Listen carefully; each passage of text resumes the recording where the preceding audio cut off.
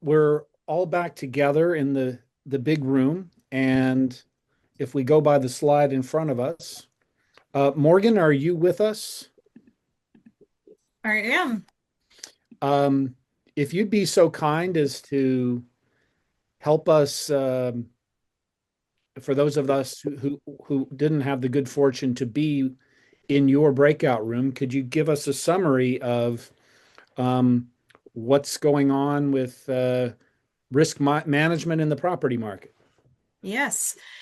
So we were joined by Pam Poland of Marsh and Scott Rideau of the risk manager for Kilroy Realty. And they both had a discussion surrounding the current property rates, and overall was very positive. Um, Pam had said that she is seeing roughly a decrease of about 9%. And on accounts with over $1 million valuations, that it can sometimes be over 20%, even 30% in the rate decrease. So overall, really seeing that the marketplace is healthy and vibrant, so long as the named windstorms stay away for the rest of the year is kind of what we're looking at. Definitely seeing an influx of capacity, and Scott was sharing with us Kilroy's a West Coast REIT, and they have a $9 billion valuation and replacement costs. So sizable, but for them, they don't have a footprint that really touches a lot of the wildfire areas. So um, they were less impacted, but really just the collaboration between the risk manager and the broker and the benefit that that brings them.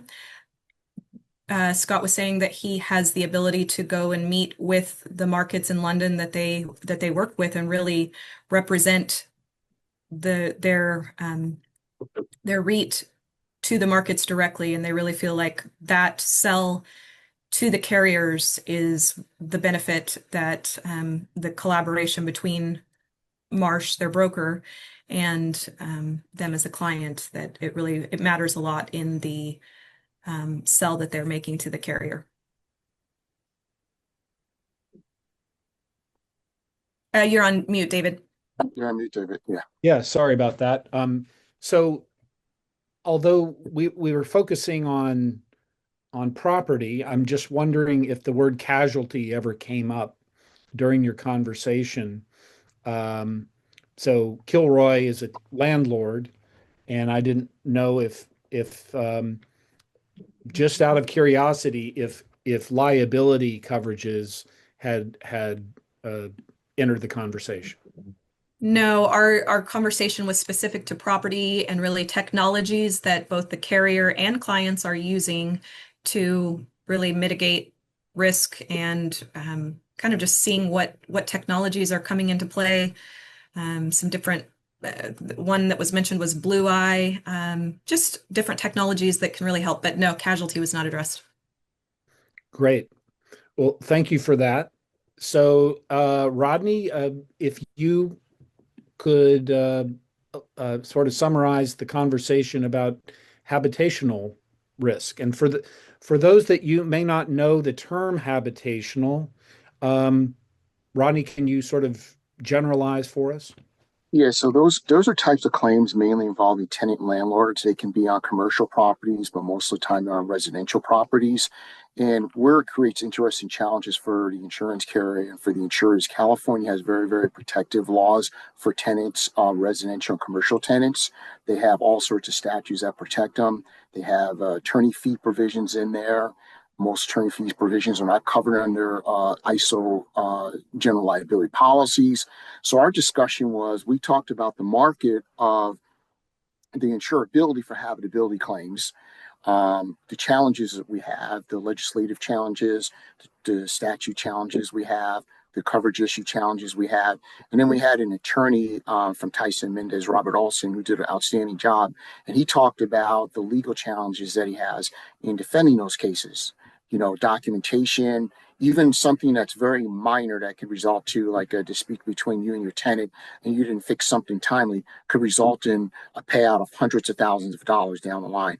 And I call these types of cases like the silent sleepers. You don't really think those cases are really worth much money, But I can tell you from my experience, I've been doing these types of cases for 11 years. I am paying more six-figure cases on those cases. I mean, I'm some of seven figures when you get multiple carriers involved. But those are the discussion we had. It was kind of interesting too, David, because we kind of ran out of time because I could literally spend a whole day talking about this. So I did more in the groups. So you guys are in the habitability room with me. I apologize. We were cut off while I was in the middle of talking, but I told you that could potentially happen. So it was a really good topic. So it all went well. Excellent. So should we look for the habitational market to get to harden, to soften? Is it stable? No, it's actually getting harder because there's a lot of risks involved in there. There's also assaults that go with those too. For example, I'll give you a good example. I had a case I'm handling, or I actually have handled it and I have one pending right now, where it's an apartment complex, not in a really good area of town in downtown Los Angeles, and involves like shootings going on there, people getting assaulted. When a lawsuit is filed, not only do they file a habitational claim, but they'll file assault and battery charges. Like I was assaulted, this happened to me. I have people shooting guns in the hallway, which is probably accurate. You'll see bullet holes in walls, and that creates interesting challenges for the landlord. How do you police a place like that? The cops can't even control that area. And then when you file a claim, you put that all in a lawsuit, and then you get jurors in Los Angeles County who can be somewhat liberal or the Bay Area, and then that's the concern you have from a defense perspective.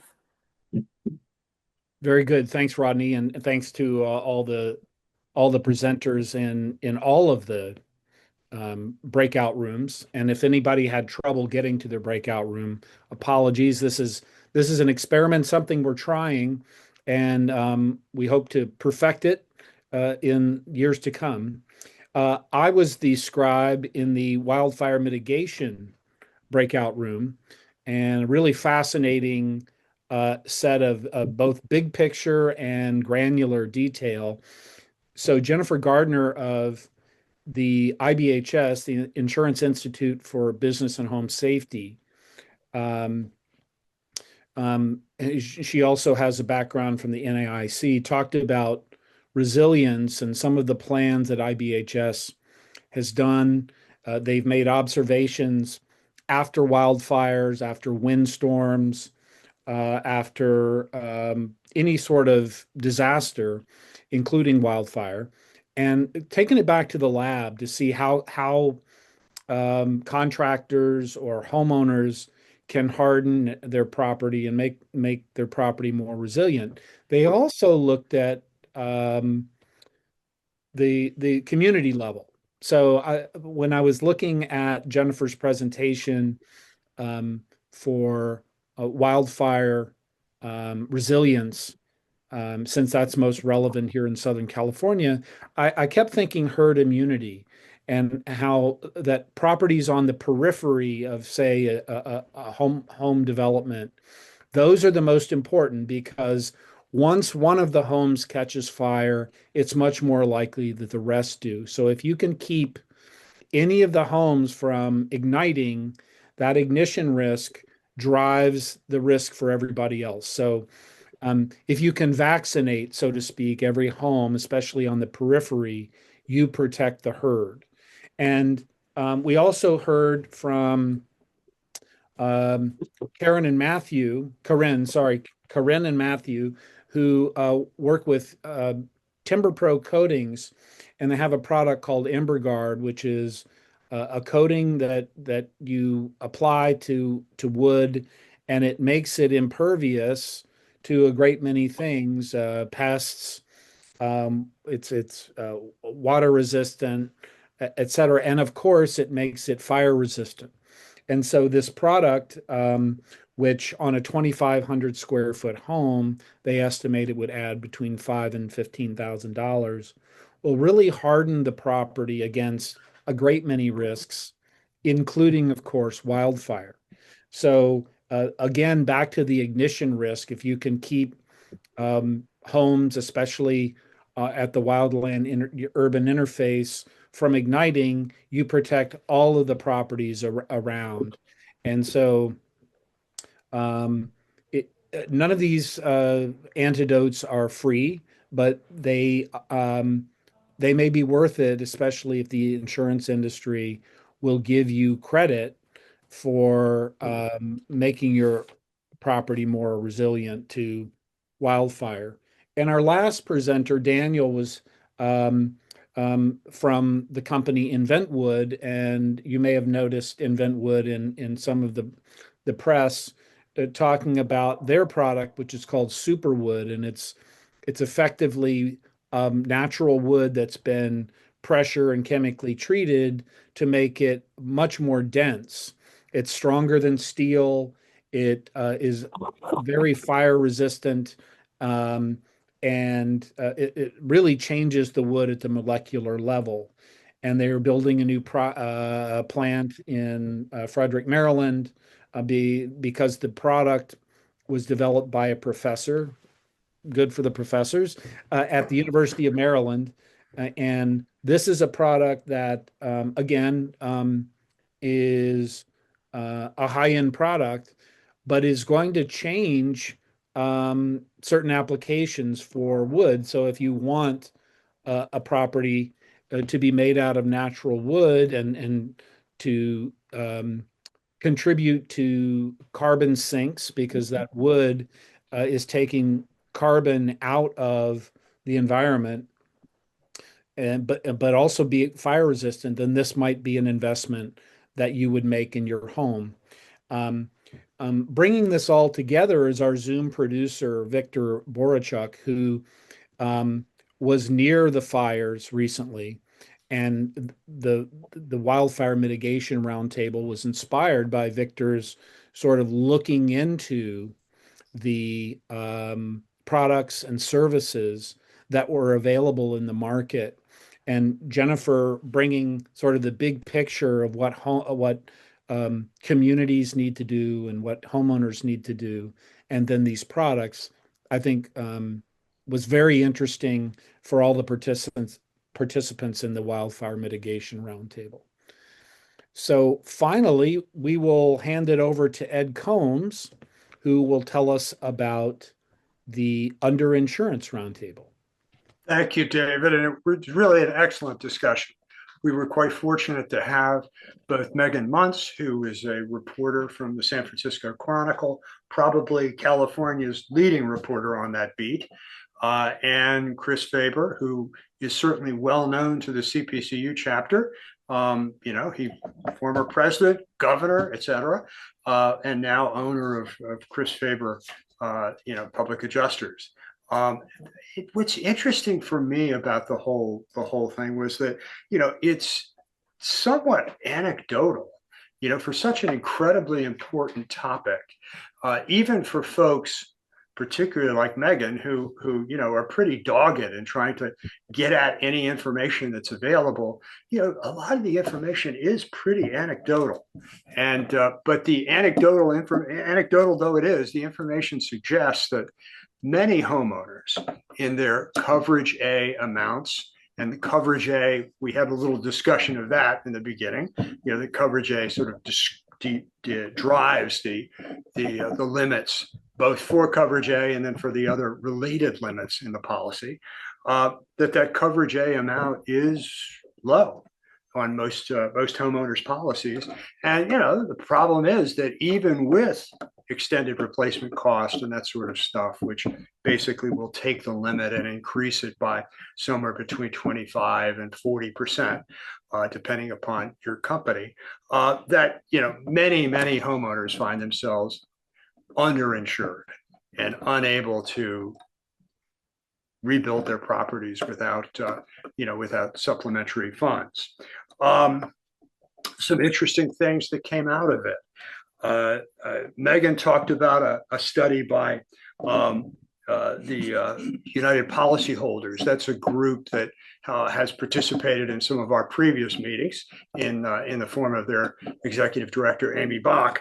And at least in the past, their analysis of underinsurance would suggest that about a 50% replacement cost augment would essentially handle almost every one of the underinsurance instances that they ran into, which, that's sort of describes the problem. It's not infinite, but it's material. Some of the other things that came up, one thing that was interesting to me is, and I didn't realize this, is basically the homeowner bears the responsibility for the accuracy of the value estimate. That came out of an insurance claim from the 1990s called Everett versus State Farm, and I think continues to this day. Megan, was not surprisingly the one that brought that up, but that provides the that really important fact that it's not the insurance company that gives it to you, even though it feels that way, but in fact, you bear responsibility for it. The final couple of topics that we discussed would be, the insurance department had their role with this new plan that they've got in terms of wildfire mitigation. They've started to take on the task of approving models. Those, of course, are models for wildfires, models for the impact of reinsurance, et cetera, but not these types of models that we're talking about here. And it did not seem, at least at this time, it did not seem as if the department was going to get into that business of reviewing these models anytime soon. The extent of the department's model review is just to confirm that the models that are being used utilize some 12 factors that are considered to be the most important. So that doesn't seem like an area where any sort of relief is going to occur. And the final thing that was talked about was the homeowner's perspective and how important that is. Is it your intention? I'm an old guy. If what you see around me right here burned down, I'm not sure I'd go through the 2 or 3 years of getting this house rebuilt and live in some. I'd probably go someplace else.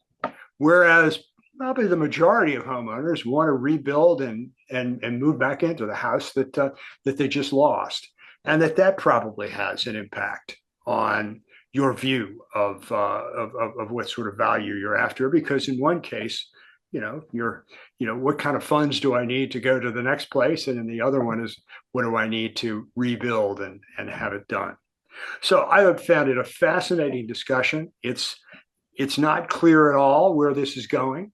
One final comment that was made was in what is probably becoming a somewhat less competitive homeowners market, that maybe one of the principal factors that drove underinsurance was companies competing with one another, that they didn't want to lose a piece of business, so they didn't push up the value, which would in turn push up the premium.